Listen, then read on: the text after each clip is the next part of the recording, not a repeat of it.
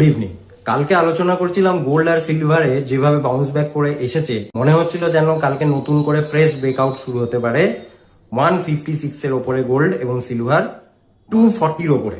তো এখন যা পরিস্থিতি হয়েছে, হট করে এখন দেখা যাচ্ছে যে মার্কেটে আবার গোল্ড আর সিলভারে জানি না কেন ব্রেকডাউন শুরু হয়েছে। ওই রেজিস্ট্যান্সে ধাক্কা খেয়েছে, খাওয়ার পরে হঠাৎ করে নিচের দিকে চলে এসেছে। কোথায় নয়, সেই সাপোর্ট লেভেল যেখানে আমি আলোচনা করছিলাম যে 232 সিলভারের ক্ষেত্রে, গোল্ডের ক্ষেত্রে 155 এর নিচে চলে গেছে, কিন্তু সবে মাত্র গেছে। এখন তাহলে কি কারণ এবং কি করা উচিত? মেজরলি দুটো কারণ। ফার্স্ট হচ্ছে ইউএস বন্ড ডিল্ড, যেটা জাম্প করেছে, পৌঁছে গেছে কত না 4.75%। এটা হচ্ছে 10 ইয়ার্স বন্ডের। আর 30 ইয়ার্স বন্ডের একদম হাইয়েস্ট মার্কে চলেছে, সেটা 5.35%, যেটা কিনা 2007 এর পরে এটাই ফার্স্ট হাইয়েস্ট পিকে চলে এসছে।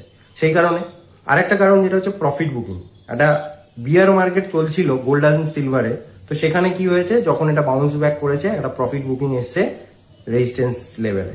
তো দেখা যাক এইটা প্রফিট বুকিংটা কি কন্টিনিউ করে, নাকি আবার যে সাপোর্ট লেভেল, যেগুলো আর সাপোর্ট লেভেল নিয়ে এখন আলোচনা করছি না, আগের ভিডিও দেখলেই পেয়ে যাবেন, এই সাপোর্ট লেভেল থেকে ওপর দিকে যায়। আর সাপোর্ট লেভেল যদি ব্রেক করে তাহলে আরো ফার্দার ডাউন সাইড লক্ষ্য করা যেতে পারে। তো যে কটা লাস্ট 2-3টে যে ভিডিও দিয়েছি তার মধ্যে প্রত্যেকটাতেই সাপোর্ট লেভেল এবং রেজিস্ট্যান্স লেভেলটা দেওয়া আছে।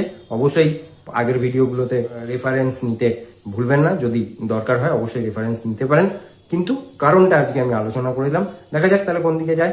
আপনারাও কমেন্টে বলুন যে এখান থেকে ডাউন সাইড আরো আছে, না এই সাপোর্ট লেভেল থেকে উপর দিকে চলে যাবে। টাটা, দেখা হচ্ছে পরের ভিডিও।